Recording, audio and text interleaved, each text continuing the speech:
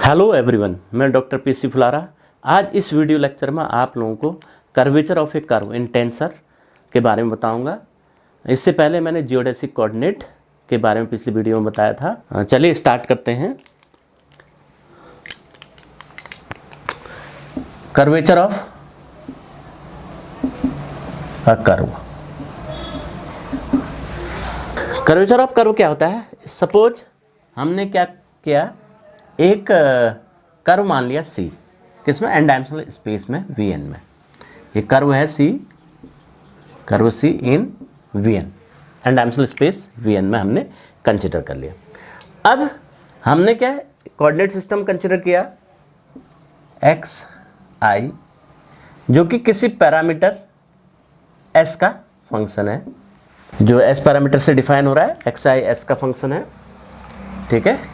तो एक्स आई कहाँ पर, एक कोई पॉइंट पी हम ले लेते हैं कर्व पर, उस पॉइंट सी, पॉइंट सी पर है। तो ये कर्व है, सपोज ये पॉइंट सी है, तो सी पर क्या है, एक्स आई एस हम डिफाइन कर रहे हैं, और ये स्पेस क्या है, वी एन स्पेस है। तब जो है डी एक्स आई अपॉन डी एस, ये क्या रिप्रेजेंट करता है? सी पॉइंट पर unit tangent vector, unit tangent vector at point C. तो यूनिट टेंजेंट वेक्टर हो गया। इसको किससे रिप्रेजेंट करते हैं? डी एक्स आई अपॉन डी एस। इसको किससे रिप्रेजेंट करते हैं? टी से, यूनिट टेंजेंट वेक्टर से रिप्रेजेंट करते हैं टी। तो टी के कंपोनेंट क्या हो जाएगा? टी आई हो जाएगा, किसमें? टेंसर एनालिसिस में। तो टी आई को क्या लिख सकते हैं हम? डी एक्स आई अपॉन डी एस, ये लिख सकते हैं। ये था। अब इसमें हम डिफाइन करते हैं फर्स्ट कर्वेचर।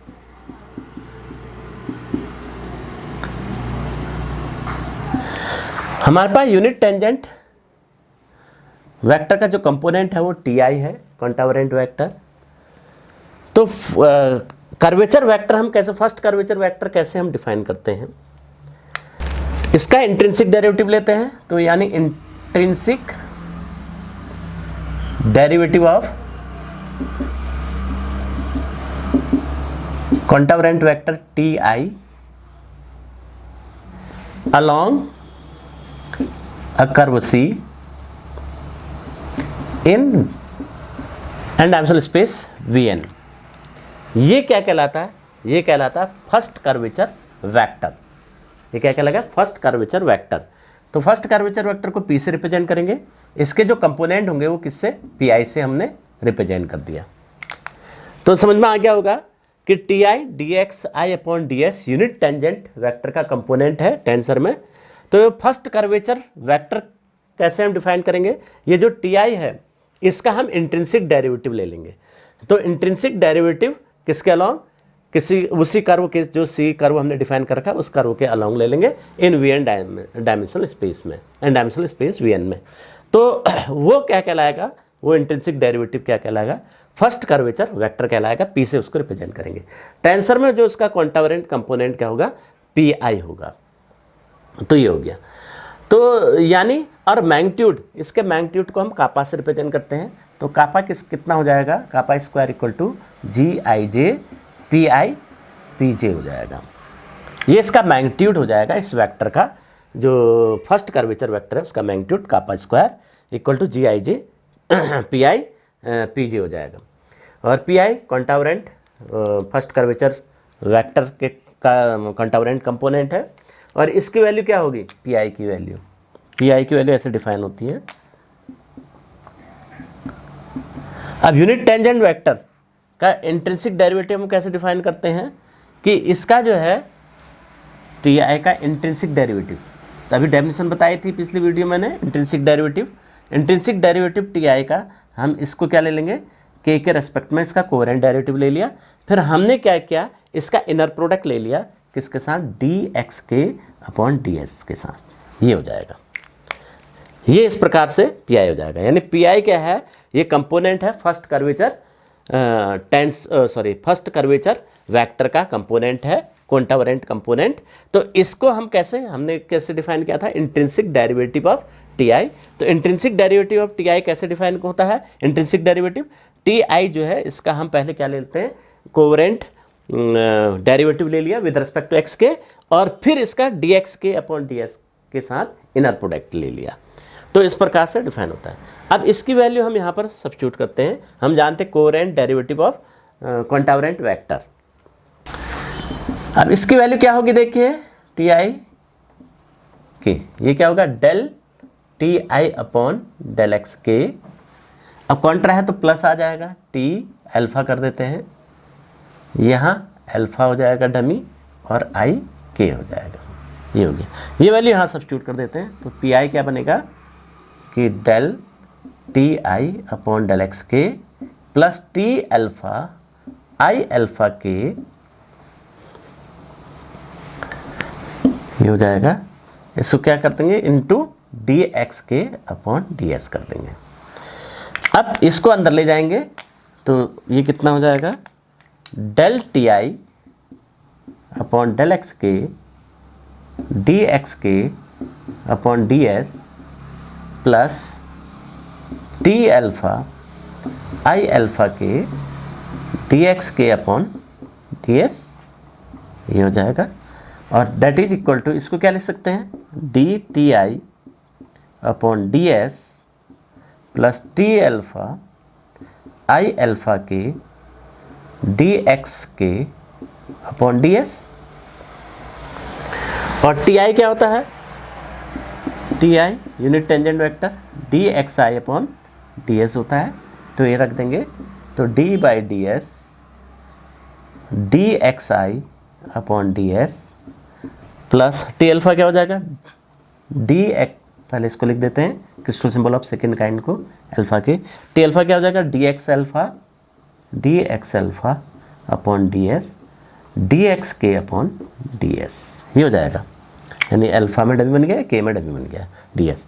तो पी आई जो होता है first curvature contravariant vector, first curvature contravariant vector कितना हो जाता है, ये पी आई, ये आ जाएगा P I equal to D square X I upon D S square plus, इसको ऐसे भी लिख सकते हैं क्रोनिकल डेल्टा को, sorry Christoffel symbol of second kind को, alpha K D X alpha upon D S D x के upon D S, ये हो जाता है। ये फर्स्ट कर्वेचर है। प्रिंसिपल नॉर्मल क्या होता है, ये जो P आया, P वेक्टर हमारा principal curvature vector, principal curvature vector की डायरेक्शन में जो यूनिट वेक्टर होता है किस पर, कर्व C के अलॉन्ग, तो उसको हम क्या कह देते हैं, प्रिंसिपल नॉर्मल कह देते हैं, या प्रिंसिपल नॉर्मल वेक्टर कह देंगे। उसको N से हम रिप्रेजेंट करते हैं। क्या कहने का मतलब ये है, जो P हमारा वेक्टर आया था, फर्स्ट प्रिंसिपल कर्वेचर वेक्टर आया था, उसकी डायरेक्शन में जो भी यूनिट वेक्टर होगा, यूनिट वेक्टर, तो उसको हम क्या कहेंगे, प्रिंसिपल नॉर्मल वेक्टर कह देंगे। तो इसका कंपोनेंट, कॉन्टावरेंट कंपोनेंट क्या हो जाएगा, Ni हो जाएगा। तो पी आई, क्योंकि अब ये P की डायरेक्शन में ये यूनिट वेक्टर Ni हो गया, तो हम पी आई को क्या लिख सकते हैं, पी आई को क्या लिख सकते हैं, कापा Ni लिख सकते हैं। ये P I equal to kappa Ni हो जाएगा। और पी आई हमने निकाल रखा, तो यहाँ से कापा Ni की वैल्यू भी निकल जाएगी।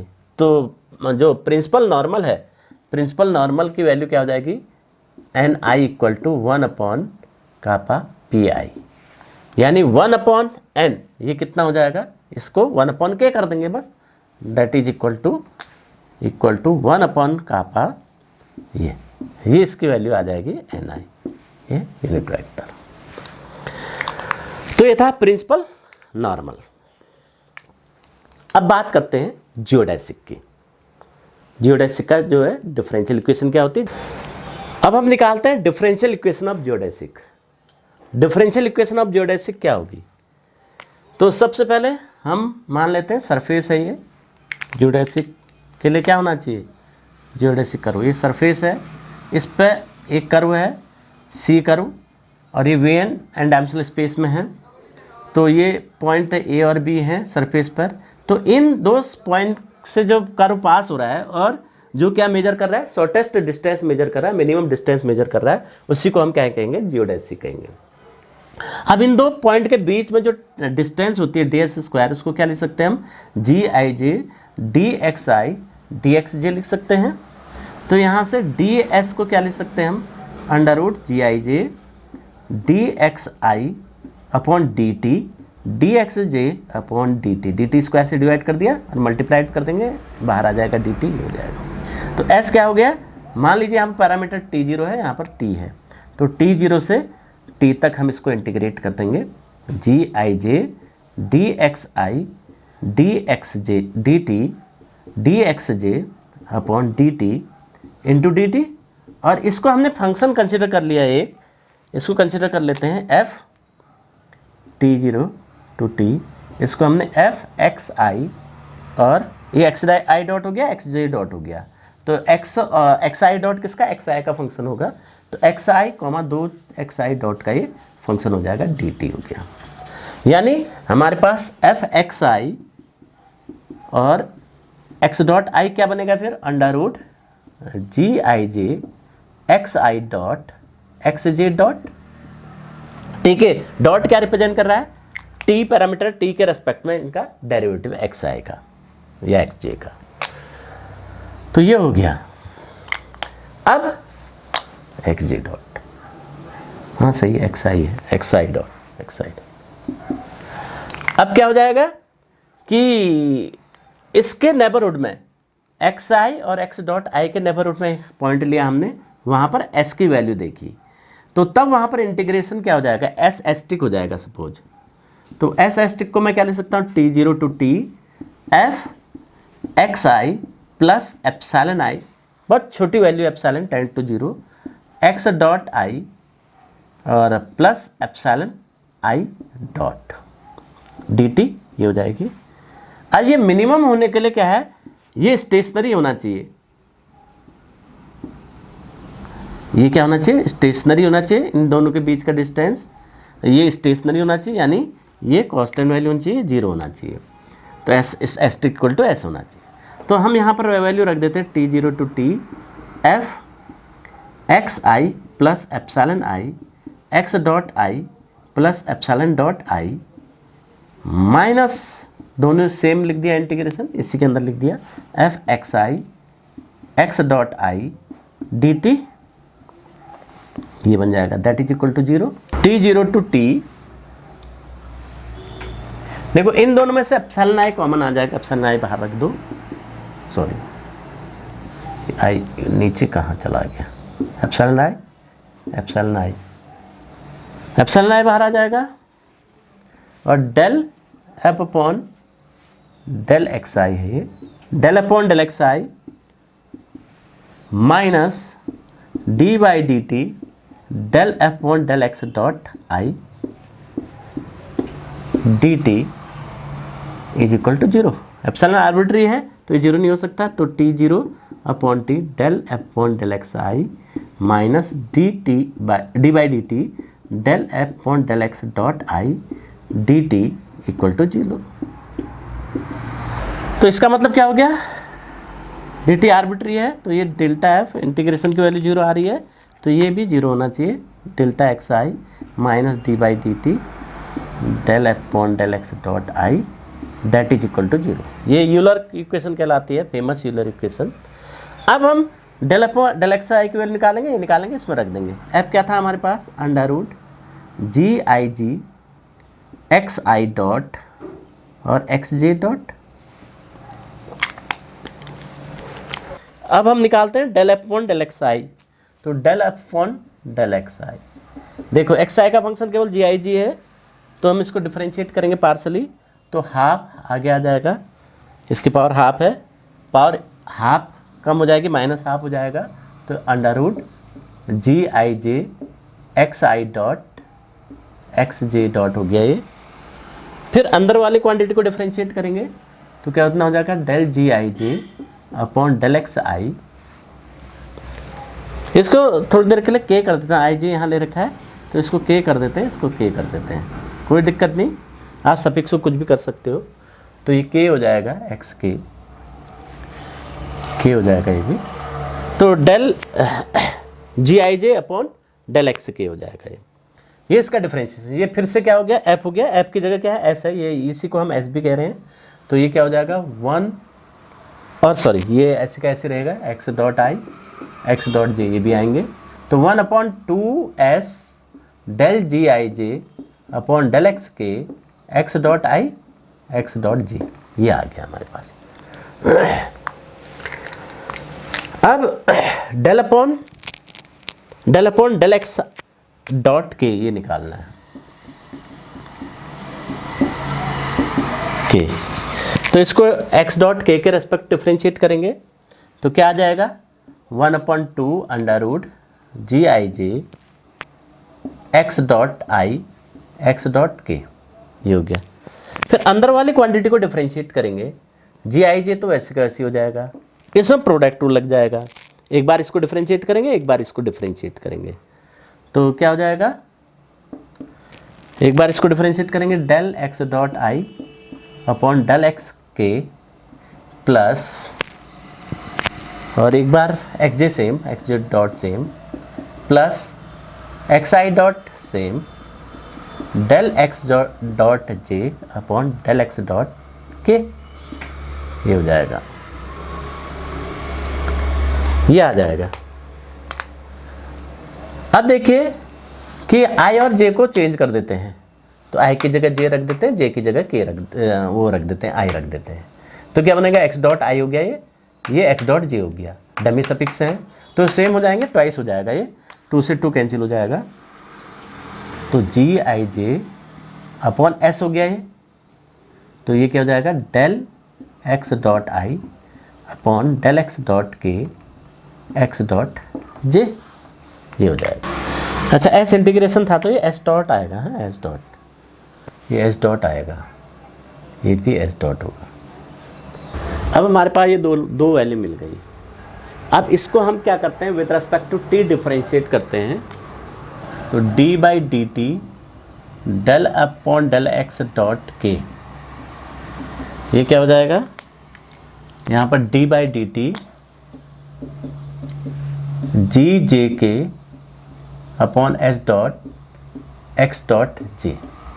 अब इसमें 3 फंक्शन है, 1/s डॉट जी जे के एक्स डॉट जे, इसमें हम प्रोडक्ट रूल लगा देते हैं। पहले 1/s डॉट का कर रहे हैं तो S double dot upon S dot का स्क्वायर विद नेगेटिव साइन, बाकी 2 ऐसे के वैसे जी जे के एक्स डॉट जे, फिर प्लस, अब 1/s डॉट वैसे के वैसे रख देते हैं, जी जे का करते हैं जी जे का, तो इसको ऐसे लिख सकते हैं जी जे k upon del x i और डेल एक्स आई upon D T, D x आई अपॉन डी टी, ये जी जे का डी टी के रेस्पेक्ट में इस प्रकार से तोड़ के लिख दिया हमने एक्स डॉट जे, ये ऐसे कैसे, प्लस एक टर्म और होगा 1/s डॉट वैसे कैसी जी जे के वैसे कैसी एक्स डबल डॉट जे, ये आएगा।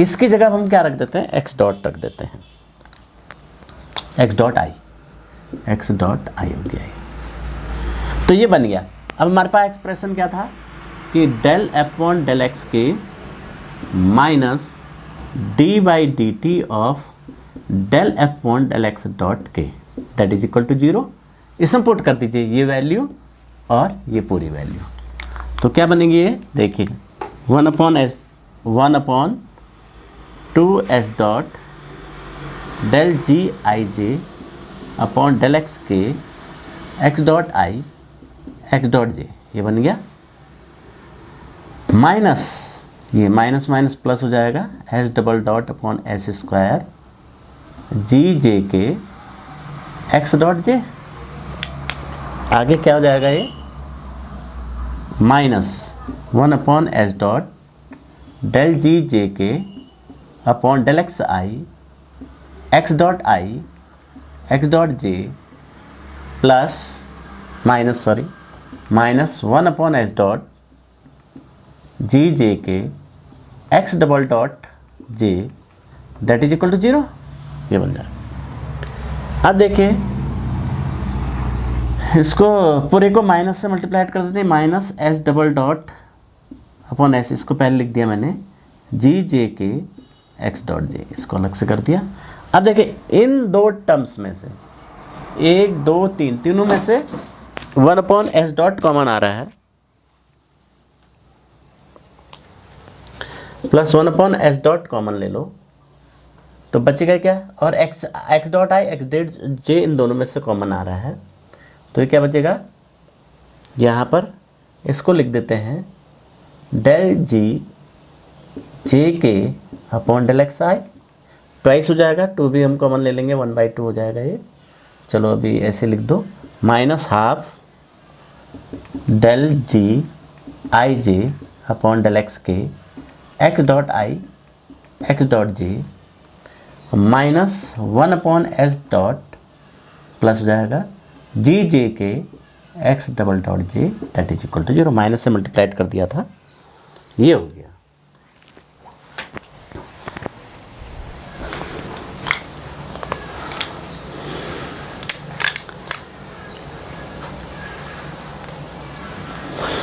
अब देखिए इसको क्या लिख सकता हूँ, हाफ कॉमन ले लीजिए इसमें, माइनस ये टर्म ऐसे कैसे जी जे के x dot j plus 1 upon S dot, इसमें से मैं हाफ कॉमन ले लेता हूँ तो हाफ आ गया, ये डबल हो जाएगा, इसको जी जे के अपॉन डेल एक्स आई, ट्वाइस हो गया तो 2 बार लिख देता हूँ इसको सम में, जी के अपॉन डेल एक्स आई ये लिख दिया, माइनस डेल जी आई जे अपॉन डेल एक्स के, साथ में जा एक्स डॉट आई x dot j plus 1 upon S dot g जे के x double dot J that is equal to 0, ये हो गया। अब देखिए इसको मैं अंदर जब इसके साथ ये मल्टीप्लाइड होगा ये इसके साथ, तो ये क्या हो जाएगा, देखिए आई, तो आई डमी को मैंने जे से रिप्लेस कर दूंगा और जे डमी को आई से रिप्लेस कर दूंगा, फिर कॉमन ले लूँगा, इसमें बात हुई बनेगी। तो ये यहाँ पर क्या हो जाएगा, जे डमी को मैंने आई से रिप्लेस किया था और आई डमी को मैंने जे से रिप्लेस किया था, ये बन जाएगा और फिर कॉमन आ जाएगा ये। इसको पहले इसके साथ मल्टीप्लाइड किया, ये ऐसे कैसी इसके साथ मल्टीप्लाई, जब इसके साथ मल्टीप्लाइड करेंगे तो क्या होगा, जो आई डमी है इसको मैंने जे से रिप्लेस कर दिया तो एक्स डॉट जे हो गया, और जे डमी को मैंने आई से रिप्लेस कर दिया तो एक्स डॉट जे एक्स डॉट आई हो जाएगा, तो ये कॉमन लेंगे फिर से ये आ जाएगा और यहाँ ये बच जाएगा, तो ये क्या बन जाएगा, Christoffel symbol of first kind. तो इसको ऐसे लिख सकते हैं, minus S double dot upon s square g जे के x dot g plus 1 upon S dot, ये एस डॉट स्क्वायर है, s dot square s dot square, ये हो गया, ये एस डॉट स्क्वायर। तो s dot square s 1 upon S dot से common लेके डिवाइड भी कर देते हैं तो गायब हो गया, तो ये आई जे कॉमा के हो गया, Christoffel symbol of first kind, x dot I x dot j plus g जे के x dot J that is equal to 0। अब इसको जी जे के यानी जी एल के से मल्टीप्लाइड कर देते हैं, जी एल के से दोनों ओर मल्टीप्लाइड कर दिया एल के से। इसको एक्सपेंड टेलर एक्सपेंशन कर दीजिए फर्स्ट टर्म का, F x I x dot I plus epsilon I del F upon del x I plus epsilon I dot del F upon del x I dot plus dot dot dot minus F x I x dot I, ये हो जाएगा D T that is equal to 0, ये हो गया।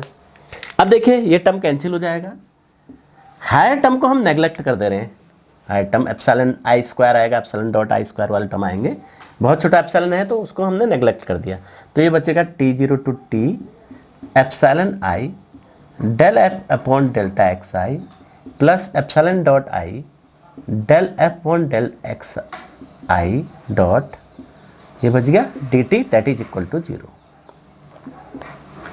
अब इसको ऐसे रहने दें, इसको हम इंटीग्रेट करते हैं, बाय पार्ट इंटीग्रेशन कर देते हैं इसका। तो ये इंटीग्रेशन तो ऐसे रहेगा T0 to T epsilon i del upon del x I dt। इसका इंटीग्रेशन बाय पार्ट करेंगे तो ये क्या हो जाएगा, ये ऐसे कैसे, इसका इंटीग्रेशन एप्सिलॉन i हो जाएगा delta F one delta X dot I T0 to T minus, देखो क्या किया हमने, इस delta F one delta X dot I को फर्स्ट फंक्शन माना, ये ऐसे कैसे, इसका इंटीग्रेशन हो गया एप्सिलॉन i, फिर minus integration T0 to T first function का डिफरेंशिएशन, इसका डिफरेंशिएशन कर दिया D by D T, T के रेस्पेक्ट में है रहा del F one del x dot I, फिर इसका integration epsilon i D T that is equal to 0। ये हो गया। अब डेल्टा एफ वेरिएशनल मेथड में क्या होता है कि डेल्टा एफ एक्स, ये एप्सिलॉन i की वैल्यू t और t0 पर क्या होगी, सेम होगी। तो जब लिमिट लगाएंगे तो t पर जो वैल्यू आएगी t0 पर जाएगी, दोनों कैंसिल हो जाएंगे, ये पूरा 0 हो जाएगा। तो बचेगा क्या हमारे पास, t0 minus S double dot upon S dot g L k g जे के x dot j plus g L k i j k Christoffel symbol of first kind x dot I x dot j plus g जे के x double dot J that is equal to 0। ये हो गया। अब ये Kronecker delta L J बन जाएगा, Chronicle delta J, जे की जगह एल रख देंगे तो ये क्या बनेगा, minus S double dot upon S dot x dot l और प्लस ये Kronecker delta of second kind बन जाएगा, सॉरी क्रॉनिकल डेल्टा ही निकल रहा है बार बार, Christoffel symbol of second kind बन जाएगा ये, तो एल आई जे हो जाएगा ये, इसको लिख सकते हैं एक्स डॉट आई x dot j plus g j, क्यों इससे भी तो मल्टीप्लाई होगा, हाँ जी एल के यहाँ पर भी आएगा, G L K x double dot J that is equal to 0। तो यहाँ पर भी एक क्रॉनिकल का डेल्टा जे क्या बन जाएगा, एल जे में क्रॉनिकल का डेल्टा एल जे बन गया, ये क्रॉनिकल का डेल्टा एल जे बन जाएगा ना, ये क्रॉनिकल का डेल्टा एल जे और ये क्रॉनिकल का डेल्टा क्या बन जाएगा, एल जे। इसमें भी हम जे की जगह एल रख देंगे तो क्या बन जाएगा, ये 1 हो जाएगा, तो एक्स डबल डॉट एल हो जाएगा दैट इज इक्वल टू 0। ये बन गया हमारे पास। तो ये जो डिफरेंशियल, इसको मैं ऐसे भी लिख सकता हूँ डी स्क्वायर, इसको पहले लिख रहा हूँ D square X L upon D T square plus Christoffel symbol of second kind D x I upon D T D x J upon D T minus S double dot upon S dot D X L by D T that is equal to 0।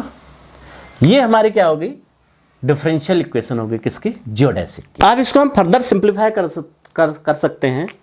यदि मैं क्या ले लूँ, S को T ले लूँ, S equal to T ले लूँ, पैरामीटर टी, तब ये क्या बन जाएगा, एस डॉट कितना हो जाएगा, 1 हो जाएगा, एस डबल डॉट कितना हो गया, 0 हो गया, तो ये वाला टर्म कितना हो जाएगा, 0 हो जाएगा। तब क्या बनेगी differential equation, D square X L by D S square D T equal to D S हो जाएगा, तो डी एस स्क्वायर हो जाएगा plus Christoffel symbol L I J D x I upon D S D x J upon D S that is equal to 0। तो ये हमारे क्या बन गई, डिफरेंशियल इक्वेशन ऑफ जियोडेसिक। तो आई होप आप लोगों को समझ में आई होगी ये कि डिफरेंशियल इक्वेशन ऑफ जियोडेसिक क्या होती है। यदि समझ में आया तो फटाफट इस वीडियो को लाइक करें और शेयर करें, और इस चैनल पर नए हैं तो चैनल को सब्सक्राइब करें। Thank you, bye bye.